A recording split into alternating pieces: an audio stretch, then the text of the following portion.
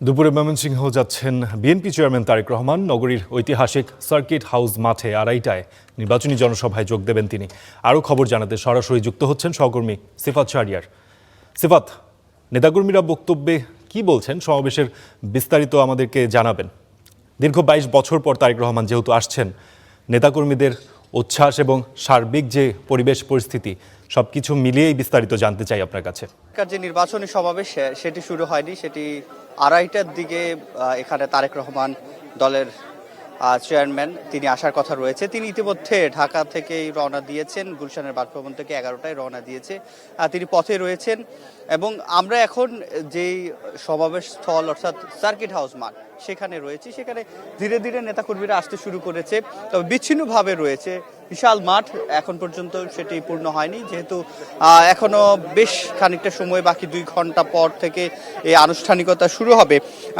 সেক্ষেত্রে নেতাকর্মীরা বিচ্ছিন্নভাবে রোদও আছে, যেহেতু আশপাশের এলাকাগুলোতে তারা ছায়ায় অবস্থান নিচ্ছে। মাঠের মধ্যে সবাই এসে উপস্থিত হয়নি। তবে আজকে যে তারা যেটি বলছেন, এই বৃহত্তর ময়মনসিংহ অঞ্চলের উন্নয়নের স্বার্থে সামনের আগামীতে কি হবে সেটি নিশ্চয়ই জানা যাবে। সেটি জানার জন্যই আজকে তারেক রহমান এসে কি কথা বলবে যাবে। তো আমরা এখানে যেটি দেখতে পাচ্ছি, বিএনপির আইন বিষয়ক যে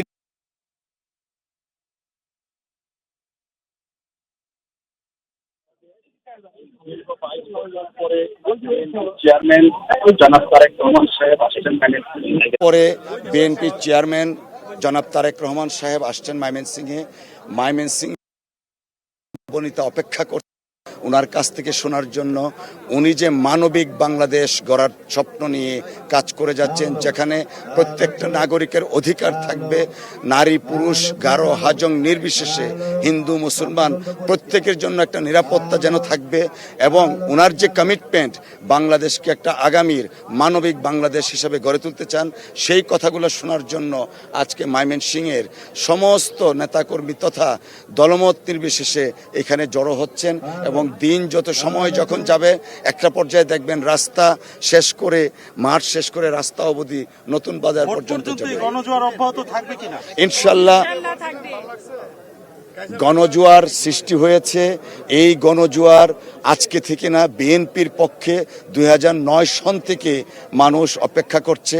এবং যে ভোট দেওয়ার স্বপ্ন, মানুষ 2014তে ভোট দিতে পারেনি, 2018 সনে দিনের ভোট রাতে হয়েছে, 24-এ আমিরামি নির্বাচন হয়েছে। অর্থাৎ আমাদের একটা প্রজন্ম আজ পর্যন্ত ভোট দিতে পারেননি। তারা প্রত্যেকে অপেক্ষা করছেন ভোট দেওয়ার জন্য। এবং ইনশাআল্লাহ তারেক রহমান সাহেব যে মানবিক বাংলাদেশ করতে চাচ্ছেন, তার পক্ষে সবাই ভোট দিবে, ধানের শীষের পক্ষে। Thank you.